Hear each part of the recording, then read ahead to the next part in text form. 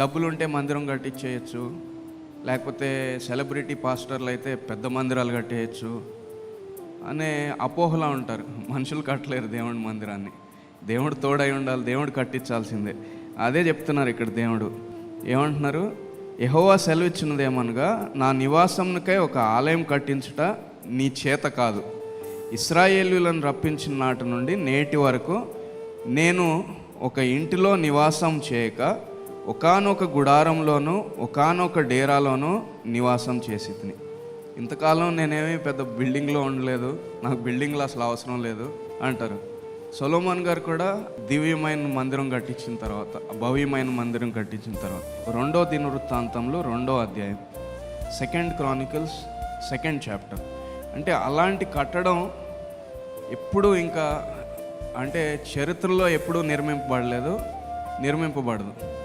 అంటే అలాంటి కన్స్ట్రక్షన్, అట్లాంటి ప్రాజెక్ట్ ఎప్పుడూ చరిత్రలో లేదు, ఇంకా రాబోదు. ఎవరు అలాంటివి చేయలేరు. మనం చూస్తే అక్కడ 2వ అధ్యాయం 1వ వచనం నుంచి, సొలొమోను యెహోవా నామఘనత కొరకు ఒక మందిరమును, తన రాజ్య ఘనత కొరకు ఒక నగరును కట్టవలనని తీర్మానం చేసుకొని బరువులు మోయటానికి 70,000 మంది. ఏ ప్రాజెక్టులో అయినా, ఏ కన్స్ట్రక్షన్ ప్రాజెక్టులో అయినా 70,000, 70,000 మంది ఎక్కడన్నా ఉన్నారా? చరిత్రలో కానీ ఇప్పుడు కానీ ఎప్పుడైనా 70,000 మంది బరువులు మోయటానికి, కేవలం బరువులు మోయటానికి 70,000 మంది. కొండల మీద రాణులు కొట్టుటకు 80,000 మంది.